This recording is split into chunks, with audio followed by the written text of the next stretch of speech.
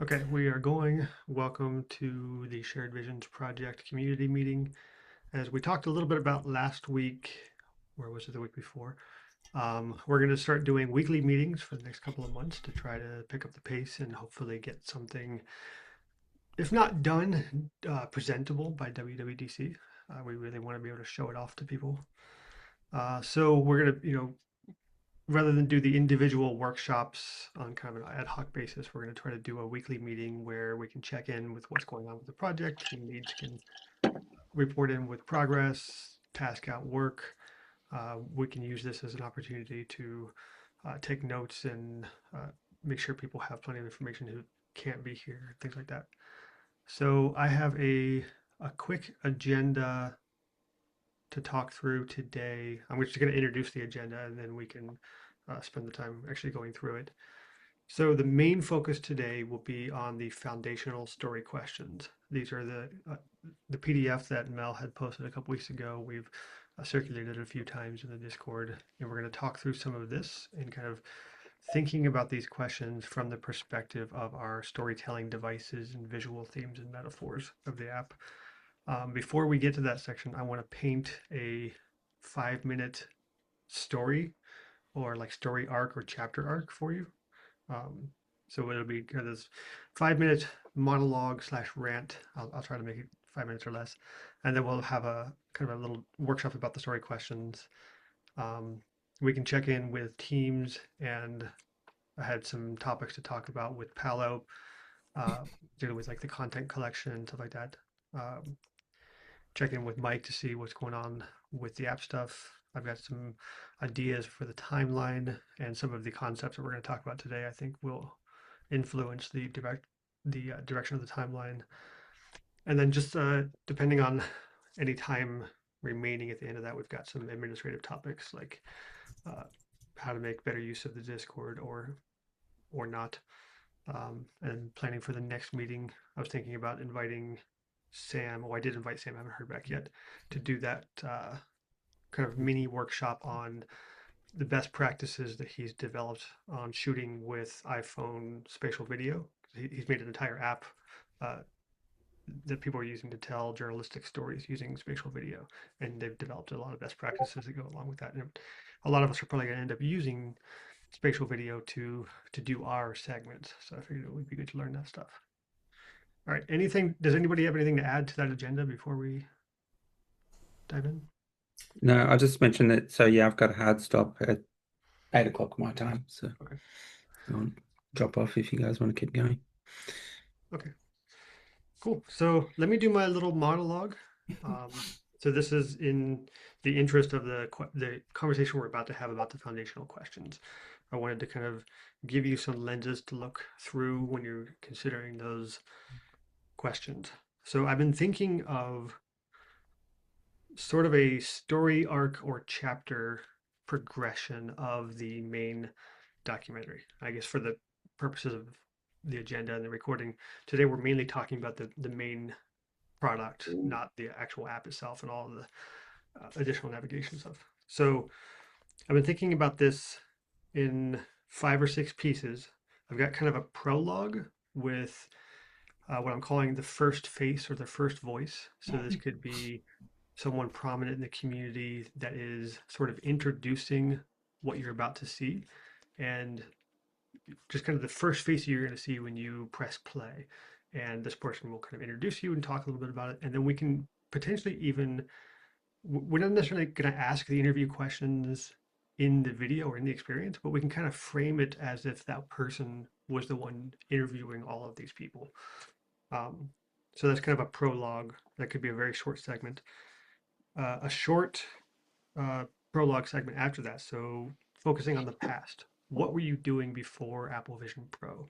And I think um, we can kind of group these responses into people who were already working in XR and are coming over to Apple, people who are already working with Apple stuff and are taking their first steps into XR, and people who've just never even considered it until and they just maybe saw this device and said, I really want to do something with that.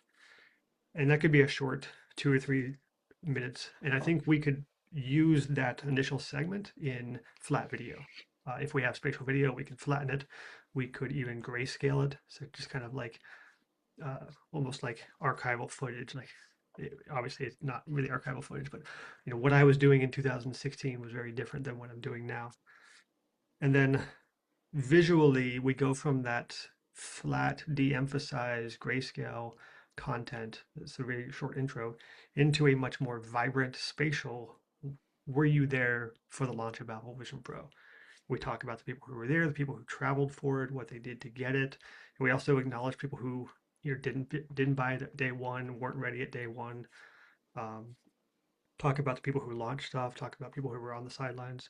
So that could be another 3 or 4 minutes of just kind of past excitement that particularly capturing that launch excitement that we all felt, or a lot of us felt. And then the next big chunk of the arc is present, for lack of a better term. But this is when we focus on a lot of these questions in the foundational stuff. What are you building? How are you using this thing? Uh, Incredible experiences, things like that. That's where the bulk of these questions will kind of end up fitting in. And then uh, that section would also be using a lot of depth and spatial concepts and a lot more color, probably a little bit more exciting music, or maybe more contemplative music at times. And then we kind of bring them back down on the other side. So we kind of ramped up to this big builder slash uh, intensity section, and then we come down talking about the community, the friends that we made along the way type of thing. You know, how did that change the stuff that we're building? How is it influencing what we're working on now? And then getting kind of a quick head count of like everybody that we saw throughout this thing. What's next? What are you excited about next? What are you building next? Where do you think this is going? Things like that. So that's the kind of story arc. I've got a couple other things to go with it. We've been talking a lot about round things, circles, spheres, orbs, orbits, lenses, light sources, things like that. Um, I think even though we still have a lot to work out with the UX, I think we can start and potentially even use this as a design concept of these orbs. We just, everybody gets an orb. They can just be scattered throughout the scene, the immersive space, and say, this is Mel's orb. It's just a little glass orb using the glass material that Reality Kit provides. And then as soon as she comes into frame for the first time, this becomes a vibrant color or animates and morphs up to where she is. And we're each represented with one of these. And you can kind of see who's talking and see their orb as they come up. This could be a good placeholder item that we could swap out for those other metaphors later, or it could become the thing that we end up shipping with. Um, and I also think that whatever, whether it remains a sphere or gets replaced, I think if we ever get to that point in the future where we talk about pausing and diving deeper into someone's past. So Mel's talking, I want to find out who she is. So I tap on the orbit, pause the experience. That could be the mechanism that we show a popover of some kind. This is Mel. This is who she's about. Here's a longer video with her go off on a side quest and then come back. So have I gone over 5 minutes? Probably. So yeah, I think that's the bulk of it. Um, Thoughts, reactions. Love it. That sounds brilliant to me. Yeah. The Yeah. intro, the guide, I was actually wondering if the guide is of sort of a maybe just the same group of people like who's building thing. We all ask the question, but we're like, Mhm. this is an intro to, and then we cut to another person's Vision Pro where we see, and then so that way it understands that we are the community, we make this for the community, and we build. So instead of one person, it becomes like this paragraph that we all read cumulatively, and then Mhm. when the voices come in the interview, it's not shocking that it'll be Mel, and then it'll be Joseph, and then it'll be me, Mhm. or Yeah. someone else. Yeah, we'll have to try some different concepts with that. I think it would be nice to have some kind of face or voice. I'm thinking someone like Roz or potentially Phil. Maybe we can get Justin Ryan to do it. Um, Someone like that of just like, or maybe I doubt we can get someone from Apple to do it. Oh, But yeah, no. This is maybe controversial, but we could technically just type things out in notes and have Siri do it. that would be Yeah. interesting. I don't know about that. I know. I was like, it could be controversial, but it could be. I don't know. Well, she's It's just about to thought. get a lot smarter, so we'll It's see. supposed to be a lot smarter. So It's I got to be a do- human, in my opinion. Yeah. Yeah. Mm. Yeah, so and that first face or first voice was the last thing I added to the list, so I haven't really thought it through as much. But I think it's worth it. I mainly thought about it because I was walking around the park before the meeting thinking about this story arc, and I realized like most of the time we're going to have one face on screen, and who's the first face? And that face is going to be answering a question. So how do we phrase the question, and how do we contextualize the fact that we're even asking questions? So having someone, it doesn't have to be a face, it could just be a narrator. But yeah, I was just thinking of like trying not to put too much pressure on like whoever the editor, Paolo the editor picked, just like, we all recorded this 10-minute video and then Paolo and his team sliced it up and he just happened to settle on Mel. And now Mel's the first person that everybody sees when they click it. And Mel's like, I didn't sign up for this. I'm not the face of this. Or potentially other people are jealous. Why did Mel get to go first? And I wanted to be first. And like, so I just have that idea of just like someone is like a host or a Joseph, you're not the obvious candidate for this. I mean, I Yeah. would think Mhm. you're the obvious candidate to answer this question of bringing this community together. potentially, but I'm kind of funny looking and have a voice for Brent. No, Not at all. I don't agree with that assessment, Joseph. And I mean, especially if it's some sort of collective group, like you said, everyone could go record this like 3 minutes of audio and video, and there's a creative editing that goes on. But if there's a first face, I think everyone's probably be good with you being the first sentence. Yep. I'm Yeah. okay with that either. I'd I wouldn't challenge that. Yeah. No. Give yourself a little bit more credit, I Mhm. guess, is what I'm Yeah. saying. As a reporter here, as a journalist, as the person who often asks these questions, right? Mhm. It's the soul of everything you're doing. You are the soul of everything we are doing right now. So having you speak to that would make sense to me. Okay. Yes.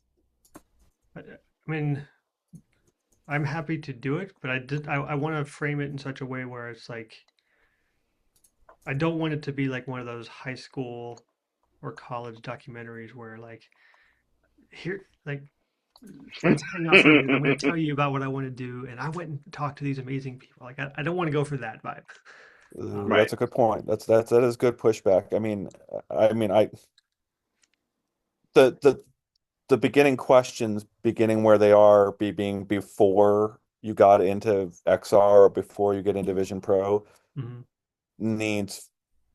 is trying to frame this whole thing as larger than just Vision Pro. This is Vision Pro is like, that's what you guys are all brought to, like, that's what brought you all together. Mhm. But Vision Pro, even itself, even the idea of it fits inside of a much larger picture. And so, yeah, that's a good pushback that you kind of need a frame outside of Vision Pro to help frame what you're trying to do. Mhm. Yeah. Yeah. You can just be the first face that comes out, and you just smile and say hi, and then we just cut to everyone else. We can do it like that, and then everyone is supposed to sentence that way too. I think well, some of these Morgan choices will Freeman's become more like once we actually start editing. I think it'll be easier to start making some of these choices. But definitely agree, Joseph, that you're the Yeah. face. So, and I also just wanted to underline how much I love the idea of starting if it's in black and white, and also flat, and then kind of going into immersive. I was just thinking of The Wizard of Oz, right? When it goes from black and white to Technicolor, but it's like this. You're kind of like the narrative arc, the form of the cinematic form is following the narrative arc, and I really like that. Yeah, So that was Ian's idea from a couple weeks ago. We were talking, and I was kind of pitching him on some of the stuff that we had been talking about with different concepts. And he's like, why don't you take this before story arc and make it flat? Like, if mm, you're going to mix these media formats, let's just go flat for that section. And we may not go entirely flat. Like, if we've got, uh, footage that is in 360, that's going to be hard to flatten. Um, but I still think either flattening or grayscaling, things like that. I did a pitch for like an AR concept for Mazda, and I started out with like line drawings, and then went into like an AR. The line drawings became part of the reality, and it turned from black and white to color. And it was like one of the characters said, we're no longer in Kansas anymore. It was kind of that transition, the reference to being over the rainbow in some way. So with this story arc in mind, and I'll try to get it on the Figma at some point, Mm, or make some notes about it. With this chapter arc, for lack of a better term, of the prologue, past, launch, present slash building phase, community, and then future phase. I'm wondering if the questions that we're working on today that we're going to actually interview. So maybe I'm going to get on a call with Andrew and I'm going to be in his earbud while he films himself. Or maybe Mike and Paolo are going to get together and Mike's going to ask these questions. Um, what I'm hoping is to come up with kind of a top-down list of questions that the interviewer can ask. We'll edit out the interviewer actually asking those questions. The subject will be there answering it. mm, But everybody will have told the story in the same order, which I think should make it a lot easier for the editing team to do, kind of carve up all of the different things. If everybody shoots for a 5 or 10 minute video, the editing team can say, okay, I'm working on Alan's video today. Let me go through his chapters. I can kind of run it, throw it in DaVinci or Final Cut and generate a transcript and just find the chapter questions, use them as markers, kind of edit around. yeah. I kind of imagine that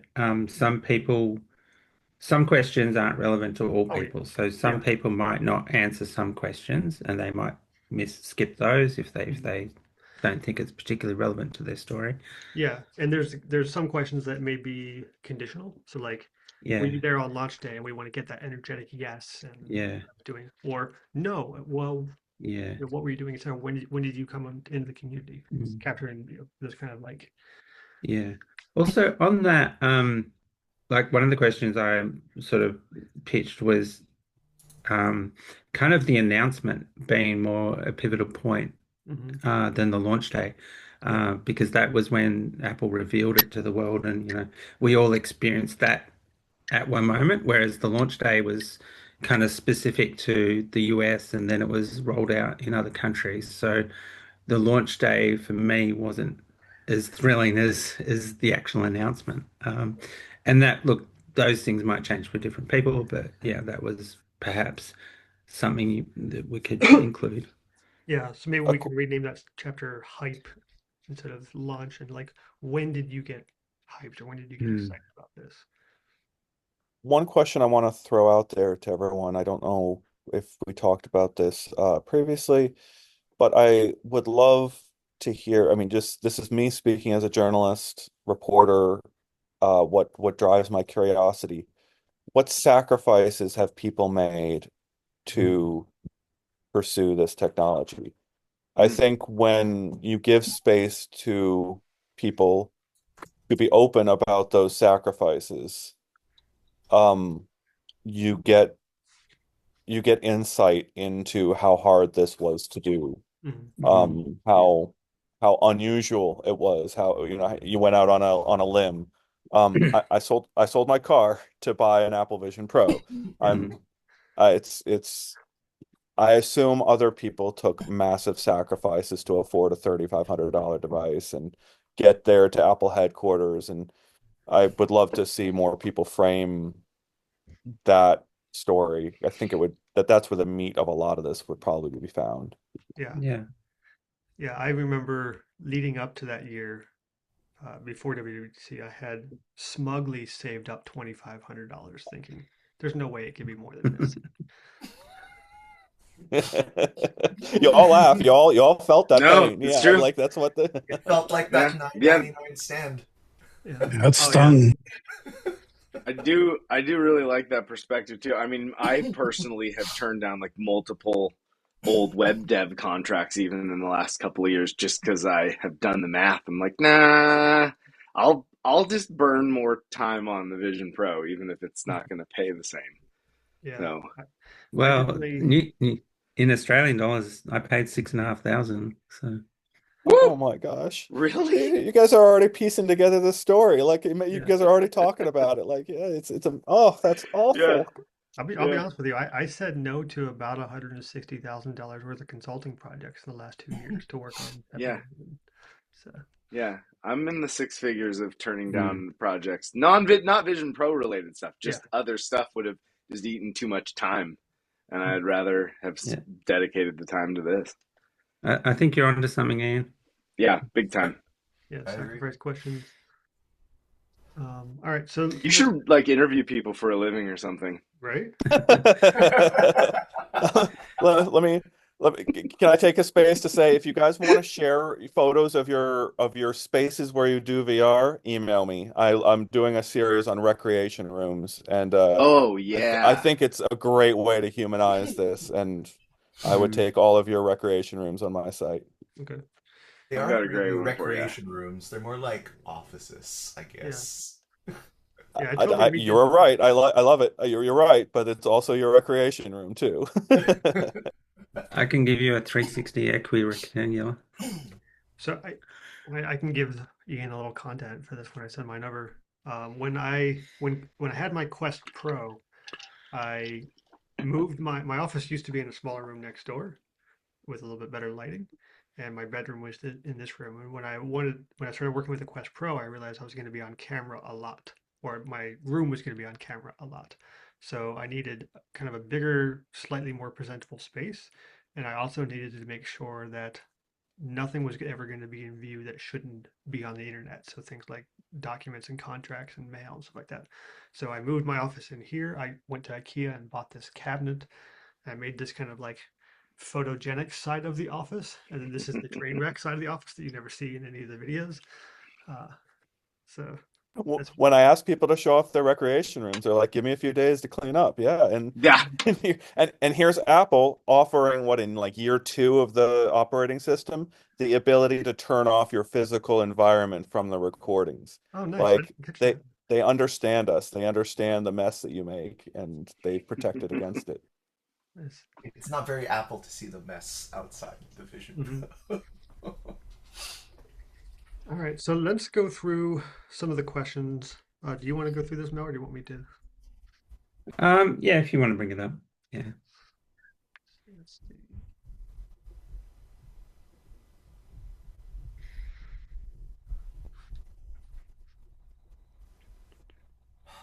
I have to drop for a split second, but I will be back as soon as possible. Got a little bit of a production problem.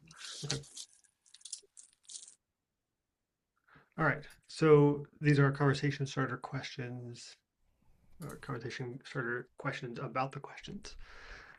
So these aren't necessarily the same order as the story outline that I talked about because we hadn't conceived of that quite yet. So a lot of this will be kind of moving things around as we go. So obvious stuff, who you are, where you are, kind of contextualizing people in space. That area of expertise could pair nicely with that preface of like, what were you doing before Vision Pro? So we can kind of frame those together, as well as this expand on experience.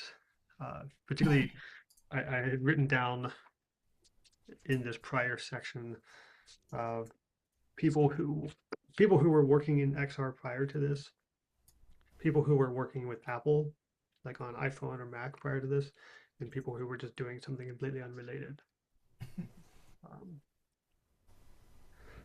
Yeah, so feel free to kind of just pull us apart and put it back together in whatever shape we need to.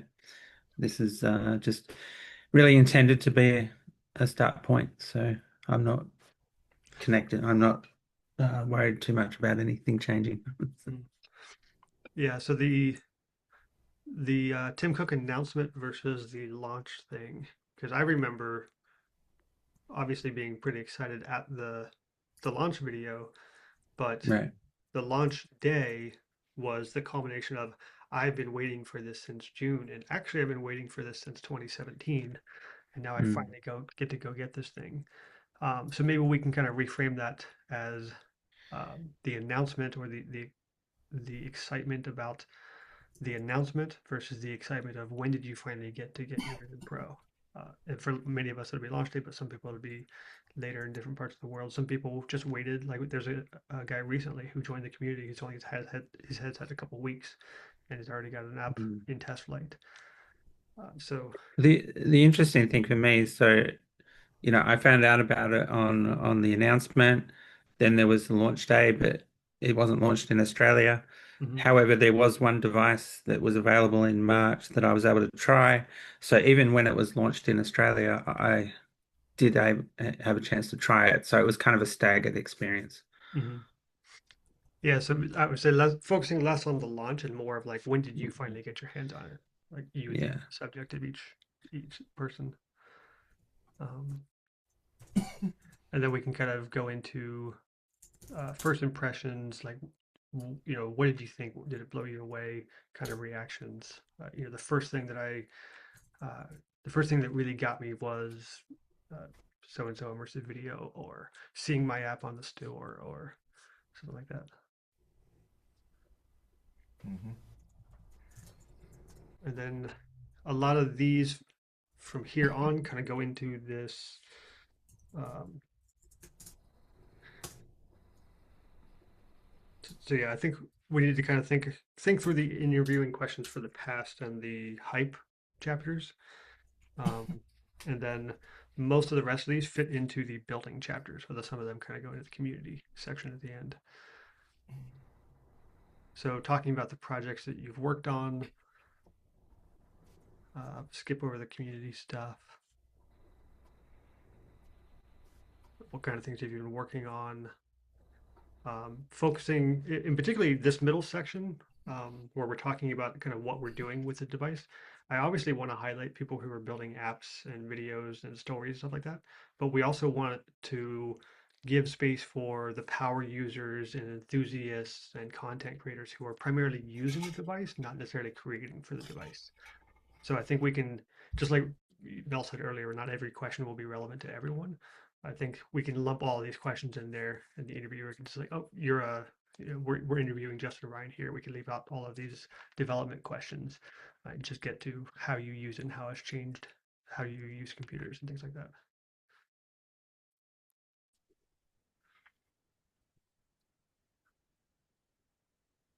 Memorable experiences, special memories. So these are kind of the anecdotal section of the doc, of like kind of hearing impactful stuff. Uh, James from Explore POV has some good stuff for this section. A lot of folks who have demoed the headset to many people, this would be a good place to hear those stories of like, I've showed this to 200 people and things like that.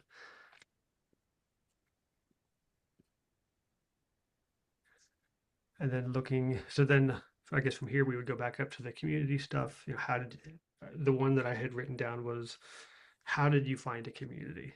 How did you find your space in the VisionOS community?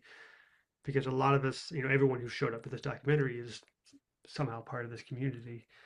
Um, and just kind of focusing on like how people finally found each other, because a lot of us were just working by ourselves for a long time. And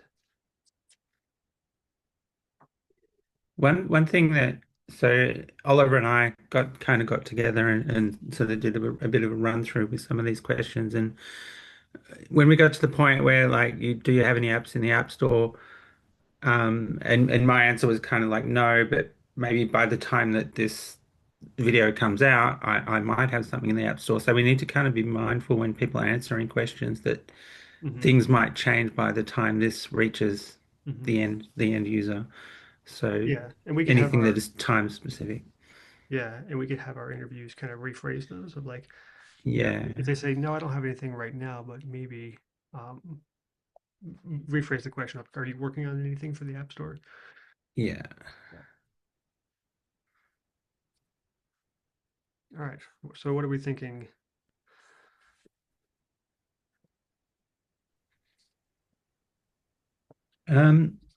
Is there any way that we can shape some of these questions to tie into the themes that we've talked about? Mm-hmm. Particularly we haven't necessarily picked the theme, but Mm, the kind of one of the most common ones was that um, removing barriers or reviewing, kind of revealing parts of the story as we go. So we talked about doing that with fog and lights and lenses, like things that show you more. Um, things coming into focus yeah, was Twisting a some of the. dial comes to mind. twisting It's it up. what you do in a camera lens, and it is what you do on the Apple Vision Pro. It's what you do literally to change your focus. And it is what Mm, all of you devs are doing. You have mm, chosen your focus on Vision Pro. I like that. Mhm. Yeah. There's also the dial when you go, going into full immersion and back out again, that the link between mm, twisting the dial and having the environment surround you. Yeah. And that kind mm, of, if we use the dial slash digital crown concept, that also kind of goes well with the story arc that I talked about of like quick launch. We show the dial in position. We can even have something animated on screen. We're bringing you into this. Now you're fully immersed in this story, and then we're going to bring you back out and talk about the community and what we think is next. See, I keep telling you, round things. Now we have flat mm. round things and spheres, and now we have cylinders. The takeaway from visiting Apple headquarters for the Vision Pro launch was seeing the round spaceship on Earth that the iPhone built, Hmm. uh, only to, yeah, to put on a headset in a room and turn a dial. Yeah, and yeah, I'm hopefully going to see that this year. See you there. I'll pick you up from the airport.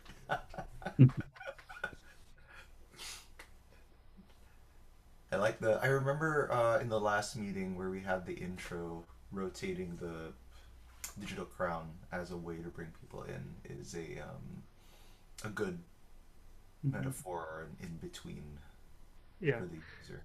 Well, from a like stepping outside of the story for a second, from a usability perspective, we do need to support the progressive immersion with the digital crown, and also, there may be some users who just find it overwhelming to be in the fully immersed thing, so they want to just dial it down to a field view. So we'll have to be mindful that we're telling the story kind of in this pie slice, and we're using the rest of it in a decorative manner for environments and stuff.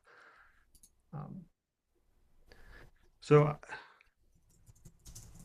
one of the things I'm going to try to do this week that goes back into the prototyping stuff, I've got this idea of these glass balls, and tapping on one.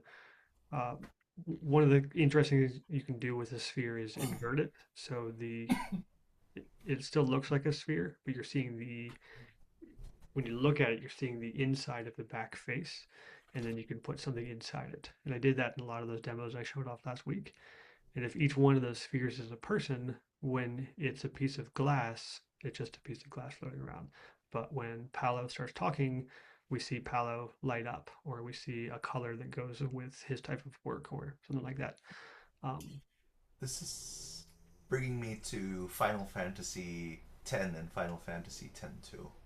I don't know if anyone's ever played those games, yeah, but a lot of the just the idea of the world is you get power ups and things from spheres, and inside those spheres they're also used as a form of video and memory.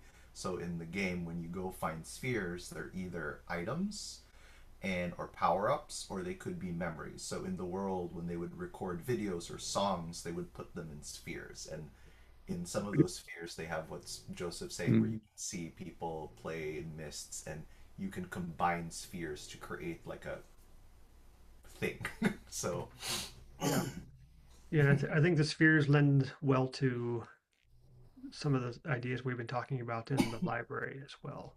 We'll talk more about that with Oliver, but Andrew has mentioned the idea of like clusters or orbits of like if we can have a center of gravity around a specific topic, like all the game developers over here, and you can see their spheres orienting around it. Um, so yeah, that's I think spheres as well as using circles in the 2D windows that we have, and then being able to transition those circles into spheres, kind of pulling them out of the window into space, is something relatively trivial in Vision OS. That is one of those things that's relatively trivial and it feels magical whenever you see it. Like how did that robot just jump out of that window into this space? Spheres are to Vision Pro what round rects are to the iPhone. Mm-hmm. Yeah. So a question to Ian, perhaps around kind of digging into the sacrifices that people have made. Have you given any thought to maybe how you might frame a question like that? Yeah, I was thinking of it I was looking through the document there, and it seems like it would be toward the end of the initial section before you begin talking about what people are working on now. It feels like there's a large area there. And um I would probably frame it literally as tell me any difficulties you've had uh in focusing your efforts here. Mm-hmm. Emphasis Are on you focus. writing that down, Joseph? We're recording and Uh, I'm cool. taking notes. Yeah, I like that. Yeah, particularly the focus. Um, so one of the ways that I kind of structured these questions was that there was kind of like an initial question, and then if it's conversational, it could lead off to maybe one or two other questions Mm-hmm. that then trigger that conversation. Um, Yeah. but yeah, Yeah. And that, particularly that that those was the approach. what I hope is accomplished by these questions is that um we have half the people answering every question, but I'm hoping that a lot of these questions Mm, feed into that person telling an anecdote or a story of some kind. mm, And that's the part where the editors would really reach in for the magic and find something special. So if we all answered the first question of like, what were you doing when they announced Vision Pro? I don't think necessarily all of our answers make the final mm, cut. I think the yeah, editing team just picks the best yeah. ones. And The as a other, reporter, to your point, Melissa, the question may need so I've just framed the question in the lightest way imaginable. mm, In some people might not respond to the first effort. So as a reporter, I would typically follow it up with the deeper cut, and I would just bluntly ask, have you made any sacrifices yeah. to focus on VR or on Vision Pro? Mhm. Mm.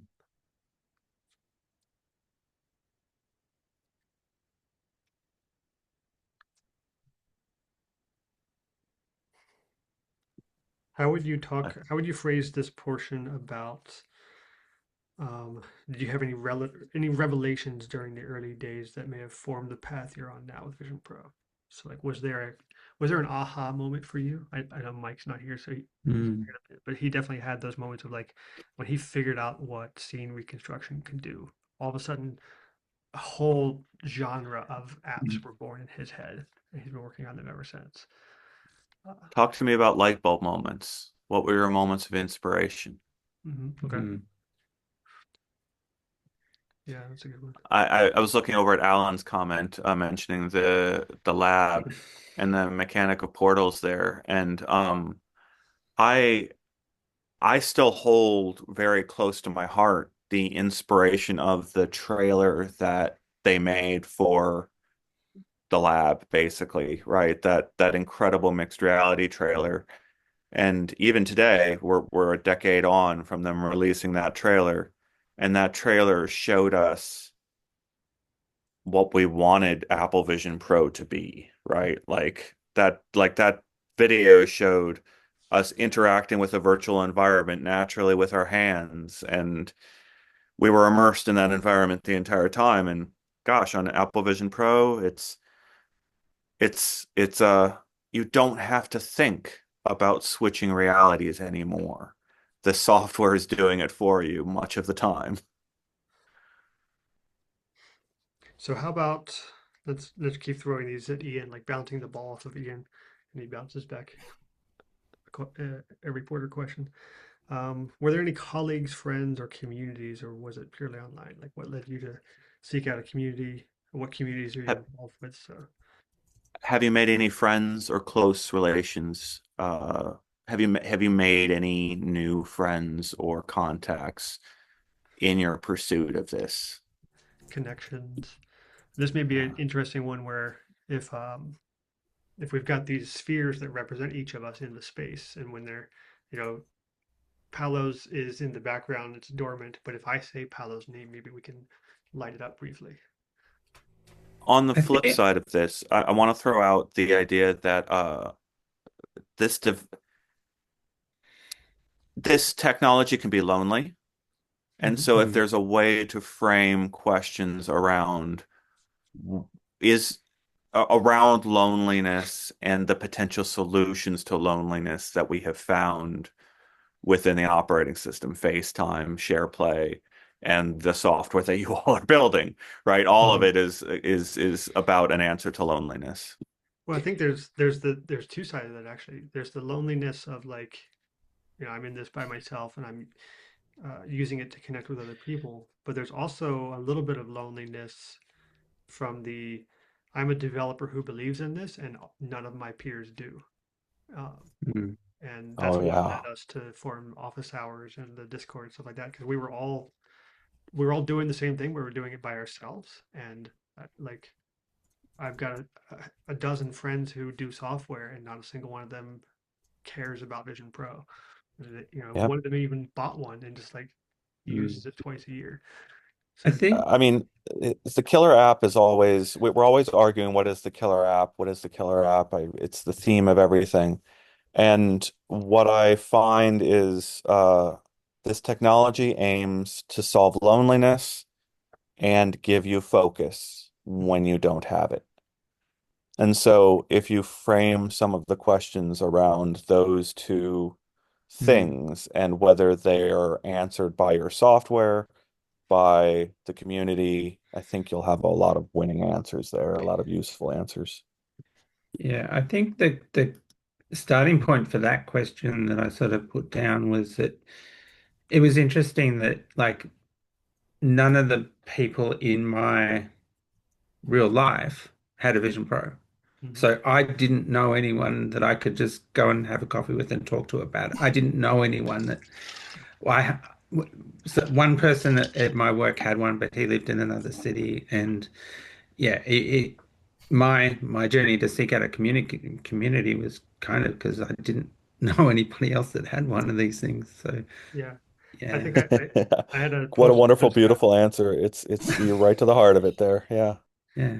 I So had a post on Blue Sky maybe about a year and a half ago. I said, like quoting myself, like, sure, we can talk about anything you want as long as it's Apple Vision Pro.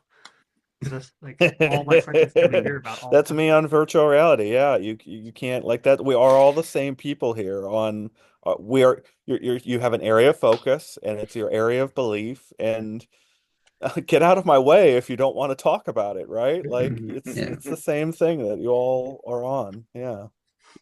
one thing I was thinking about in terms of loneliness is it can be framed as lonely in terms of development, that there aren't other people, which you mentioned. Loneliness in terms of what the device is and what users feel, and the solutions to loneliness are FaceTime and these features and these apps. But the other lens that I was coming to the Vision Pro as well was I saw it as what Steve Jobs said, headphones for the eyes, where when we do listen to our CDs and our music players back in the day, it was a very isolated self experience, kind of like you would go listen to it privately by yourself, and it was by yourself, but you got to see the world this way, and you got to share the music with other people through iTunes in that conversation. And that's kind of how I saw the Vision Pro. Was it was this personal music player that you enjoyed yourself, and that's how I watch these movies and why I build these apps.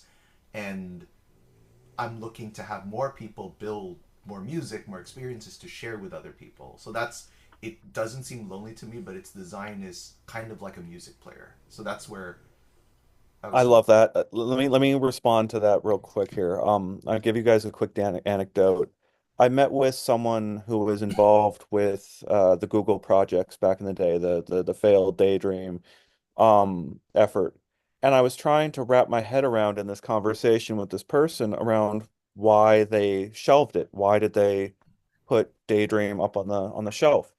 Um, and they pulled up the Sony Walkman, the original Sony Walkman, which historically, go look it up, has two headphone jacks.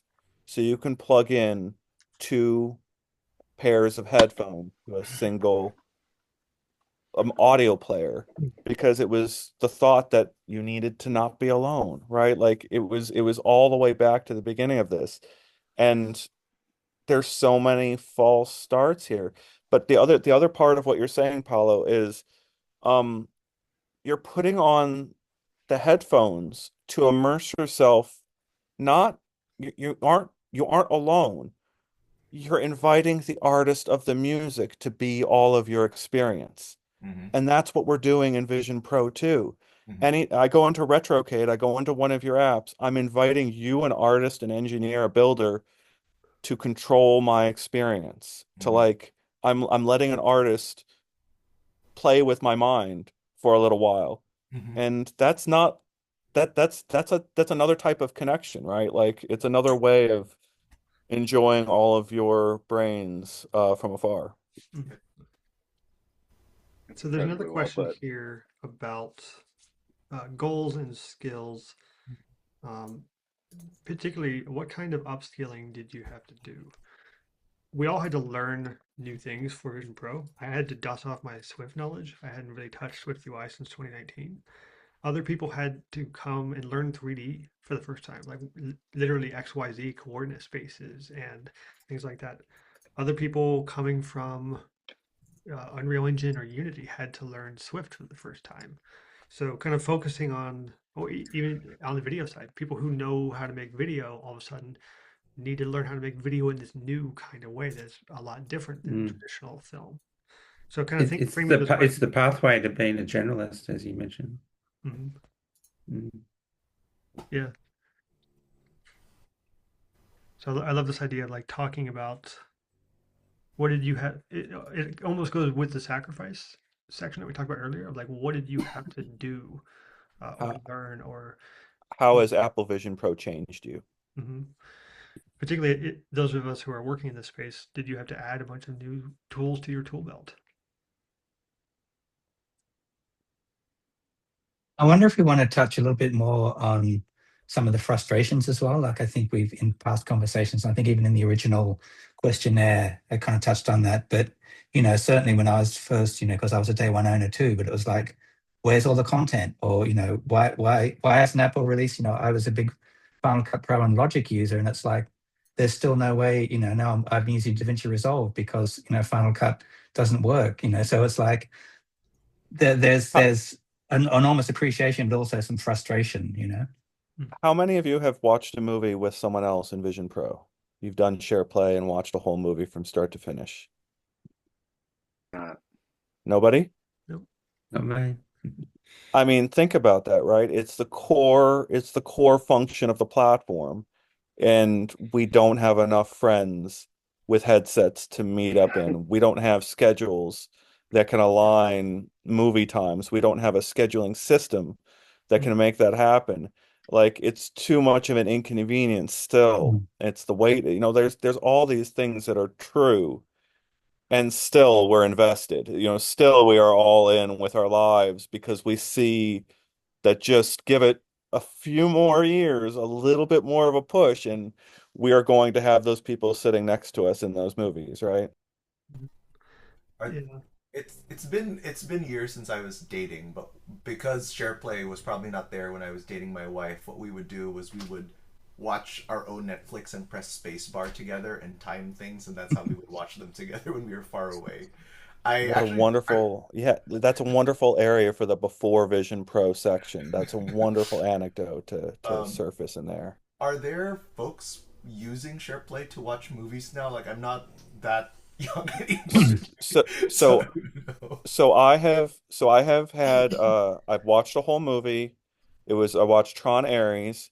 This my story here is that I went to see Tron Ares in the theater, and I got an email from Valve while I was in the Ares theater saying, "Do you agree to the embargo for the Steam Frame announcement?" And so I left the theater to send my email and go to the Steam Frame announcement.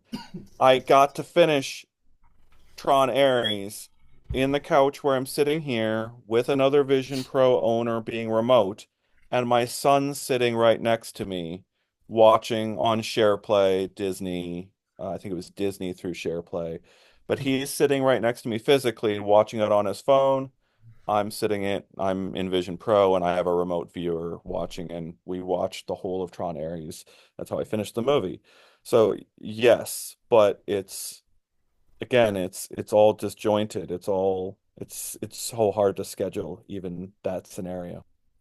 We could, if we can find the keynote on YouTube, because I don't think the developer app supports SharePlay, but maybe we could SharePlay uh, rewatching the 2023 keynote with the Apple Vision Pro unveiling. That would be fun. And that's good B-roll. Hmm. So some other B-roll I thought about when we were talking about the previous section of like uh, loneliness and isolation, and talking about some of the ways that this technology can connect us.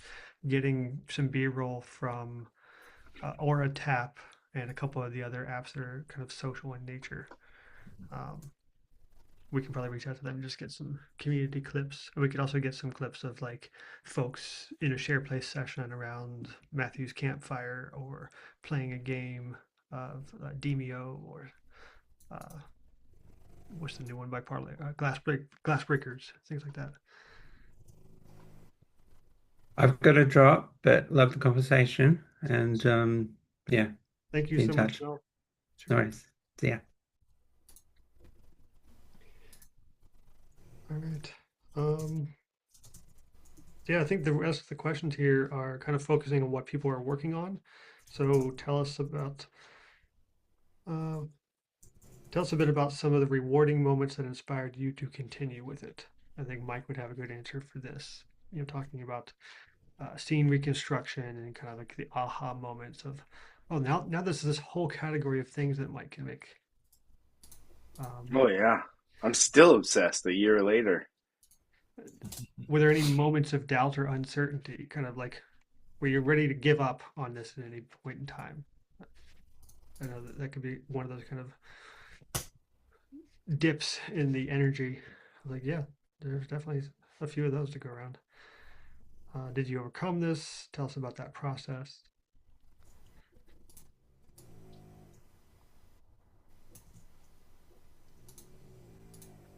And I think this would probably be a good one to kind of end that middle arc.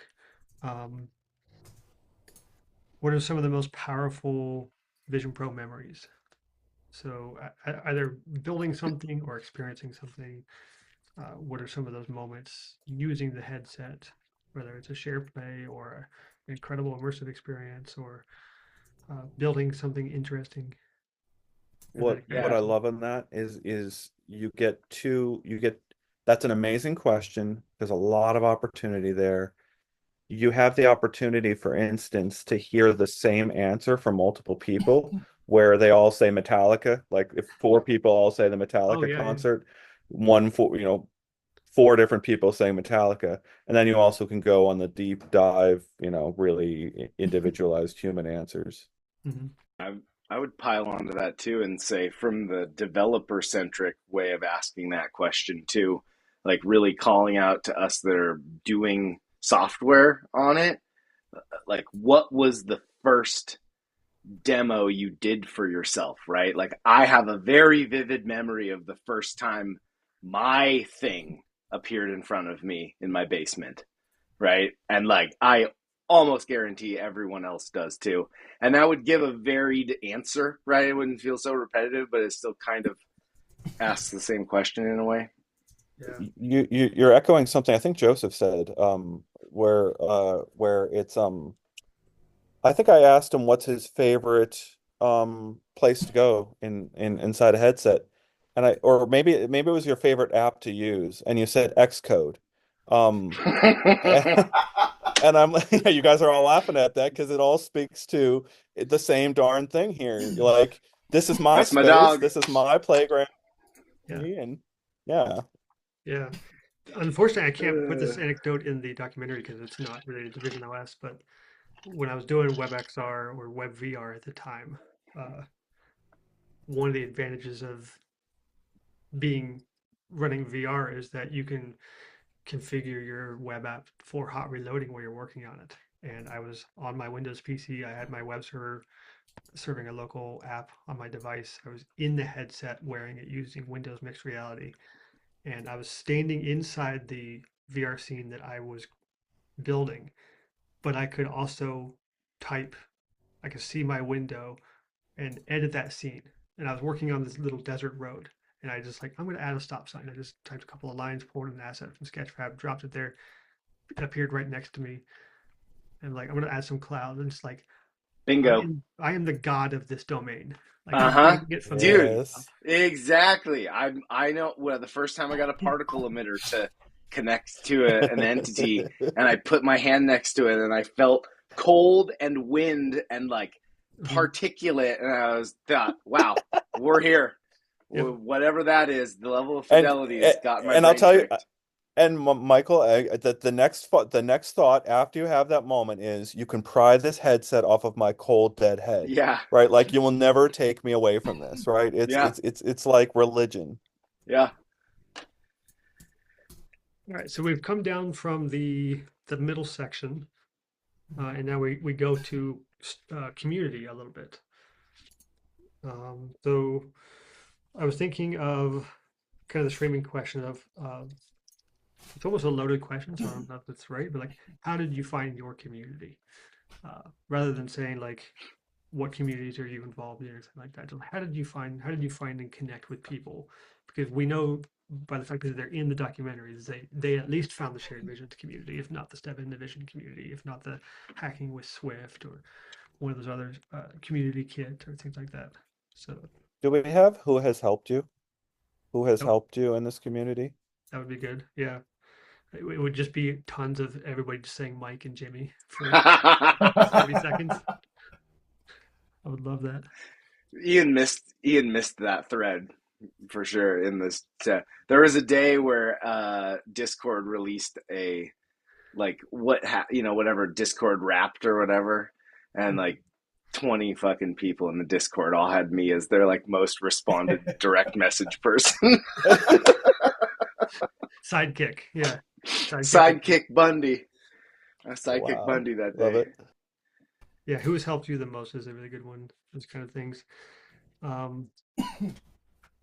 The other, I was also thinking of those, the community section. This is like a short 3 to 4 minute part towards the end, and I'm thinking a lot more rapid cuts, kind of like we had at the beginning with the prologue, re-emphasizing the orbs and maybe emphasizing some connections between them as we start to bring them into orbits. So maybe like the sub communities that have formed kind of form into the orbit, and they kind of allude to some of the concepts that we're talking about in the library later on in the app. That when you pop in the library, you see, oh wait, there's these orbs and these celestial beings orbiting around that I've already seen in the documentary. I'm familiar with these. But I love the idea of connections too, of like, can we, if we ask that question of like, who helped you the most? If I talk about Mike helping me a ton and Mike is next, like we immediately cut to Mike and he's talking about Jimmy, and Jimmy cuts over to Matthew or something like that. Just kind of like, passing that connection around. You gotta tell people other names so we can all like shake each other. Yeah. For the editor's sake, you have to say 2 or 3 names. Or it'll cut to say, and Mike, yeah, Mike, and then music stops, and you have Mike's shot just there, looking there and smiling. So I started, like you can cut it that way. So it depends. Yeah. Chatty So Cathy. this last section is probably the one we have the least amount of questions on. Probably need the most help from Ian on is looking forward from date of filming on, like what are we asking people? What are you excited to build? Where do you hope this goes? Um, this is where we'll probably have a lot of people talking about longing for AR glasses or an all-day wearable, things like that. Um, talking about future hardware, talking about things that they're working on, like teasing upcoming apps and games, or people who are hopeful to get a full-time job doing Vision Pro development, or waiting for 1 million users so you can have a viable app store economy, things like that. Where do you want this technology to go? Mhm. Where do you want to take this technology? There's multiple ways to say that one, but Yeah, it's the same general thing as where do you hope the focus is in the future? It's the same focusing thing. and I'm thinking of Kent's question from the Voices of VR Oh about yeah, copy history. gosh. Like, what do Yeah, you let's think is do the it. potential of VR? Yep. Can we just get Kent on the line for like 5 seconds? You probably can, yeah. You just and here's Ket Bai with his question, and then you put that question to everyone in this audience. It would be a beautiful homage to what he's done. I mean, Mhm. he is that question is a good question. So he would be a really good first voice or first face as well if we could get him involved in this. But he hasn't been super enthusiastic about Vision Pro, so I don't know that he cares. I I would ask him. I could ask him if you want to see what he thinks. Sure. And yeah, see if I mean I apologize to you guys for popping in this late into your project, right? Like I've been at the periphery. I've got a lot of things going on. I assume it's a similar story for Kent. Yeah, Yeah. No need to apologize. Your feedback is more than welcome. yeah, definitely. We're grateful to have you. All right. Any other questions that we should ask about looking forward? Or, maybe framing things from the potential of the device or the potential of connection, connecting with people, potential of improving your life or improving other people's lives with technology. Like as an example, I consider Vision Pro a piece of accessibility hardware. I have some issues that pretty much limit how long I can spend using a computer, and also the types of ergonomic positions I can be in when using a computer.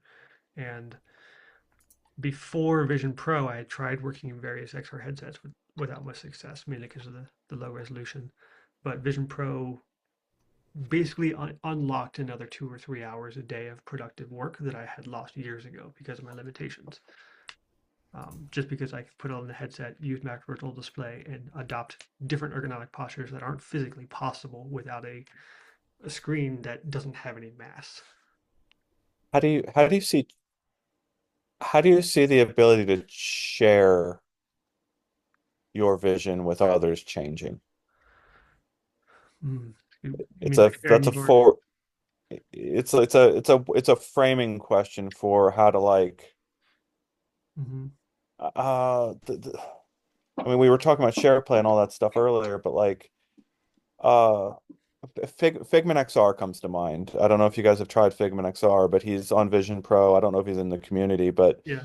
um I did co-located um Figment XR experience last December with my son in a Quest 3 and myself in a Vision Pro, and we manually synced up the content in his platform. And like, that's $3,800 in expense for me, not $7,000 in expense for me in order to have that experience. Mhm. So maybe another fun epilogue question could be, and this could be another one of those rapid fire cuts of like, what do you hope Apple does next?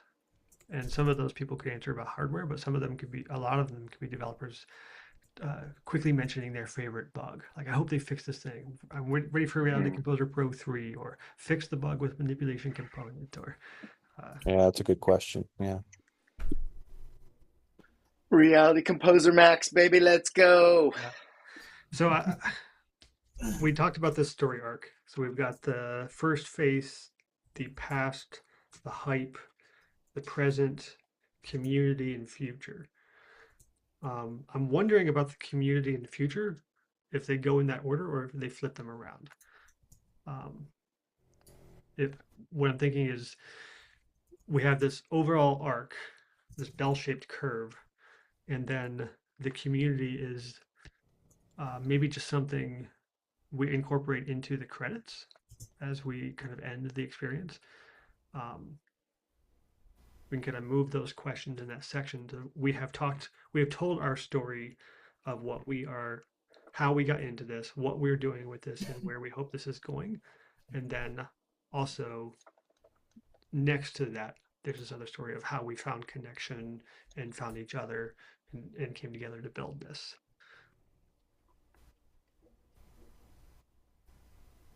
I think them flipped makes sense. Community to take it home. Yeah, I almost like the idea of people putting on headsets in the credits as just the whole every member of the community putting on their headsets and as the credits are rolling. Yeah, that'd be a good. Maybe all the orbs come together again, our constellation, they Mhm. organize themselves into a larger solar system. Awesome. I think this But was. yeah, I agree. Community at the end. That's what's driving it all. And I'm not even sure if it's a bell-shaped arc. Maybe it's like it's going out on a high a little bit. Mhm. So Well, I mean, mainly in terms of the volume of content. right.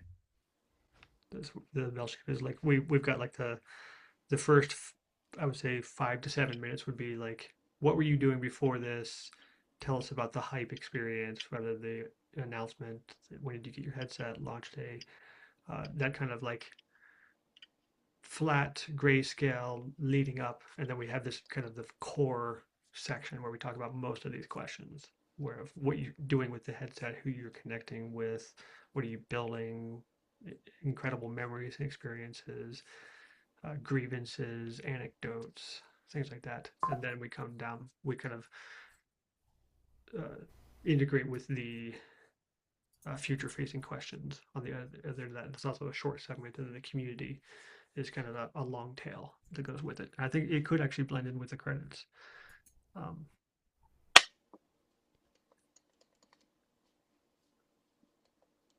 Yeah, I'm excited now. I think this is coming together in my head for the first time as a narrative. I've had a pretty strong vision of what I want to, how I want the experience to go in terms of like when you hit play, but this is the first time I've seen the content coming together in my head. I've got that picture too. It's really cool. Thank you for letting me join you guys. No, thank you. This is incredibly helpful. Let me flip over to my agenda real quick. All right, so a quick check-in, setting story aside for a second. Mike, anything to check in, talk about from the app side? Not really in the last week, admittedly. I need to. I wanted to do the plan we were talking about behind the scenes, doing kind of a call to arms on people and wanting to mock up experiences. And I know we've got a lot of UX being finalized. Mm-hmm. Admittedly, I just have not found enough time in the day to throw that outreach together. But Okay. probably in the next week's good timing, anyways. Okay. When we have a more technical meeting, I have some thoughts on the timeline and how we, particularly with if we do this orb thing. I would say this week I'll do one of the concepts in that second exploit project. It's off on its own. I'll do a concept scene with these orbs to kind of show you what I'm talking about. And I think Okay. these could work really well with the timeline that you put together. Yeah, and I've spent probably more time than I should have thinking about the different ways to execute that timeline plan, and I think I've got a couple really good ways of accomplishing that in our mixed media plan, and the the entities floating around. Yeah. So All right. So Paolo, a couple things for you as our Dun, dun, dun. video editor extraordinaire. I put another plea out to Apple asking for a very powerful Mac Studio. I made it clear that you are in the Bay Area and you can go physically get it if needed and physically bring it back if needed. I asked, like, we would love if you would donate it to us, but if we can just borrow it, that would be great too. You can go to the office if you want. I live like 5 minutes away. Yeah. Like you can have anyone that I know who lives nearby come haunt me. You can put your MDM system on it for all you want, So if I'm meeting with them on Friday to figure out the answer to that question, I've also put out a request to Blackmagic to ask if they would be willing to donate some studio licenses as well as that product you talked about, the hosting product. See if they would give us some capacity there. Matt Fisher made an introduction there. He was pretty optimistic about that. If Apple doesn't go for the Mac Studio thing, I think we can potentially ask some of the folks in the community, some of the startups, and if anybody wants to help us out. I know maybe we can do kind of a tit for tat type of thing. The World Lab folks that Mike has been working with, they just got $1 billion in funding. I'm sure we can do something for them that's worth. did they something. really? That's what they said on LinkedIn. Like That would explain why they. Okay, that yeah. $1 billion, Okay. not $1 million, $1 billion. Wait, which community? Well, The World Labs. Okay. the Oh, ones that gave me a bunch of free API credits for that app that I was probably going to release to test flight later today, just as Yeah. a interesting. secret drop here. I don't see for them, for at least I'm thinking for Apple, I don't see why not unless they need NDAs or anything signed. Mhm. Because I'm local for anything, I'm willing to sign any of that, Yeah. whenever that supersedes. So I'm hoping they just give us a Mac Pro and just say, yeah, sure, happy to, and just give it to you. You can keep it. But a loan would be Wasn't nice too. was Alan the one that said he had the Mac yeah, the M4 Pro the M4. with the It was beefcake? a Yeah. MacBook Pro. Okay, Yeah, he's here. yeah, I thought so. Yeah, sorry. Yeah, it's a MacBook Pro. It's my laptop here. If you need crunching, I can download stuff and Mhm. whatever you need processing. Cool. Yeah, it's gonna be treated like a remote server where you do stuff, but the licenses would help. Maybe if Blackmagic would lend immersive camera, that would be nice too. I was just going to say that. Like, what about getting the If they camera? would, we would We'll take very good care of it. we would figure out how to film people. I would have to fly around the country and find people. I have to go to Ohio and say, "Hey, Joseph, I gotta film you today." So, James from Explore POV is also in the project. He's super limited on time, so he hasn't gotten to participate much. But I know they have a tremendous amount of resources in terms of cameras and infrastructure. So there's a potential of like, hey, could we piggyback on your infrastructure? Doesn't hurt to ask. I know they've Sam done. Sam has a rental service. I saw he has the camera on his website as well. Nice. But I don't know where he is. New York. Okay, that explains the snow. I was trying to figure. I thought he was in California. Okay. Awesome. Let me No, see. fingers crossed. Oops, ignore that. What the? I thought I was Follow, joking. Like, shout out. all right. So yeah, I will let you know when I hear from Ricardo. We can also reach out to other vendors if Apple can't come through for some reason. And I also invited Blackmagic to potentially attend one of these sessions and give kind of a workshop on best practices, or even like a quick tutorial of like, so you're a video editor, let's get you kickstarted on DaVinci, because we're going to be doing mostly editing for this in DaVinci. And then, yeah, so I invited Sam for next time, or potentially next time, to talk about spatial video. I have another side topic we don't have to resolve today, but I wanted to plant it in your all head. Shared Visions Discord is crickets. I have failed to get people talking there. I created all these channels thinking there would be all these discussions about all these topics, and it's just been crickets. Do you think we should keep it, or should we just send everyone over to the Step Into Vision Discord and just make a little shared visions channel in the community section? I think that it's quiet right now primarily because we are in this early development phase, and I think folks are afraid to give suggestions because everyone is not really an expert, right? We're all figuring things out, and a suggestion means like I know this, and they don't want to come across that. That's why we have these discussion calls, and I think once we start getting into the details, I will bet you so many people are going to come in and say like, "Oh, sorry, I haven't been here for a while, but I think we should put this button right here, and I think we should do it right there." And that's where the project managers would have to like, "We can't change that button anymore. It's gone through like Yeah. 5 rigorous UI testing."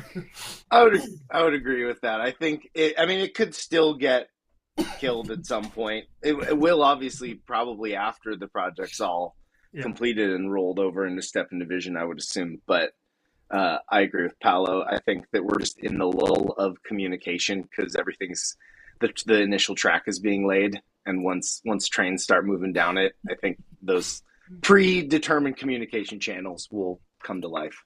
Mhm. Yeah. Okay, I'll leave it. Yeah, I'm definitely still sometimes, even if I'm just lurking, I'm definitely kind of checking in and seeing status on things too, you know. So I think it's good to have a dedicated space. Video editing is going to have a lot of opinions. I will be very noisy, but I would expect so many people would put in their thoughts about why this is here, why this is that, and that's something I go through. So we'll have public viewings of folks, but once we try to tighten things, we'll need to make that group maybe a little shorter with the person involved because we need to folks need to know what's the video coming before that, the video coming after that, what is the experience like. They need to know all those relationships to know how the video is edited because there might be a big thing that pops in your head, but in the video we don't see that, and you don't have that pause that comes in. So I'll leave it alone for now. All right, so let me leave it with one topic to see if I can nerd snipe Mike for the next couple of weeks.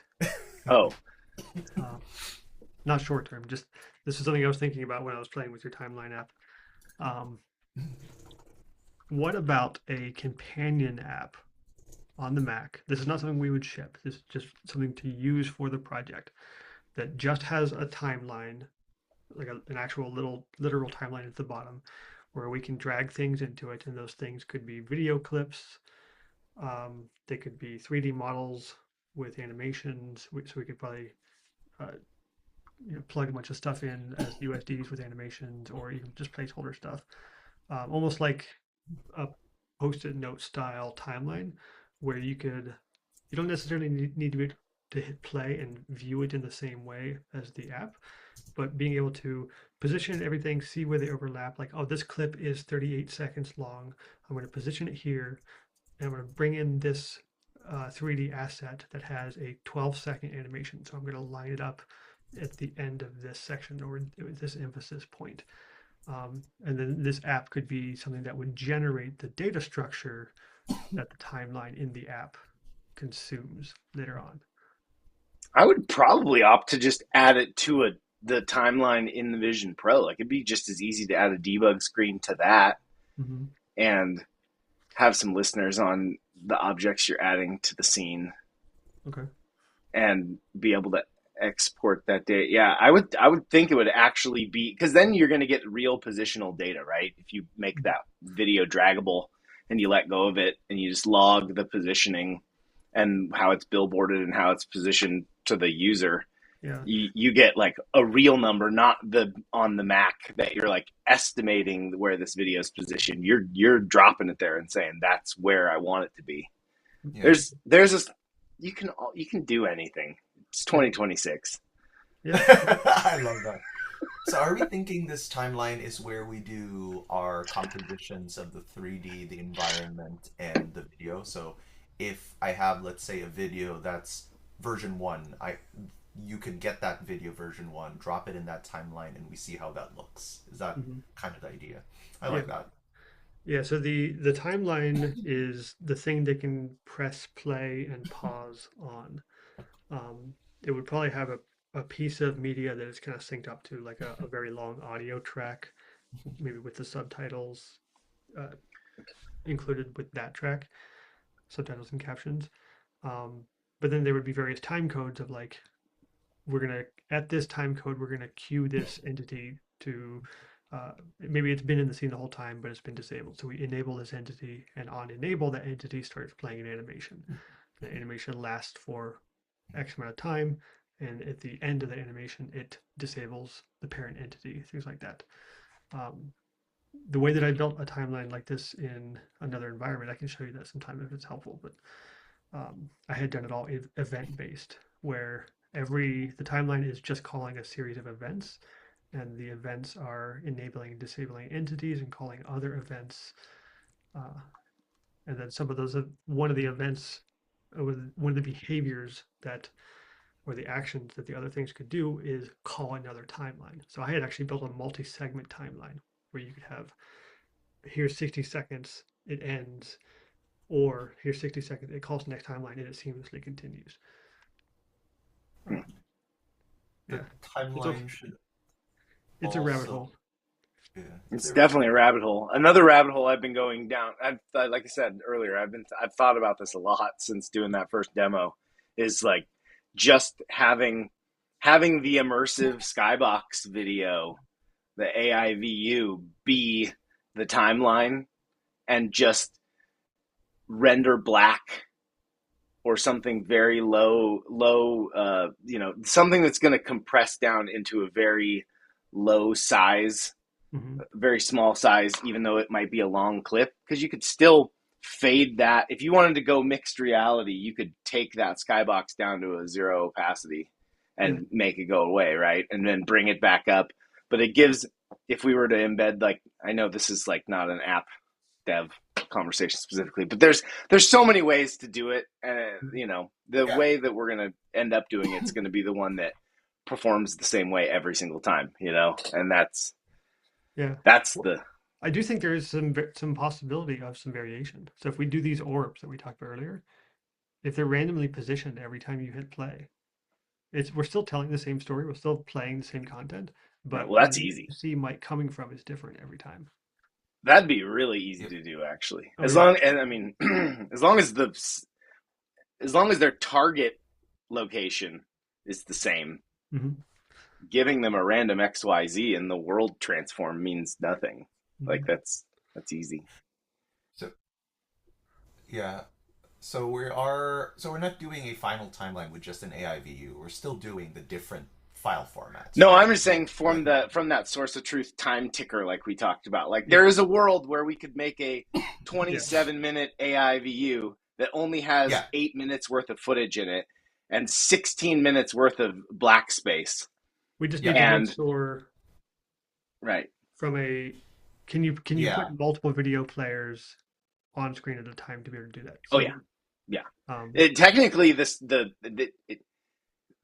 it's barely a video player to begin with. The immersive view internal, broadcast of these two spheres into different eyes and like how it has it set up. It's barely a movie player. Yeah. Like you can pretty much do anything you want in RealityKit. The only thing is you have to I haven't sent this experiment up, but I played with a second video in the first video. And interestingly enough, when you load up a new video player, it will use the frame rate of that new video for the video playing in the stereoscopic orb. So like if you load up a 30 frame a second one and that GoPro video is playing at 60 or 90, you'll actually see it chop a little bit, but it wasn't actually the video chopping. It was RealityKit downsampling all of the video to match the lowest frame rate. So all you would have to do is then just double the frame rates of the videos you're putting through, and then RealityKit didn't care, and then there was way less skipping. So, well, sorry, I'm not going to nerd snipe now. We can talk about this another day. That's good information to know for me. It's like when I'm editing, I'm like, the iPhones shoot at around 30 frames a second, and that is the lowest common denominator. And correct.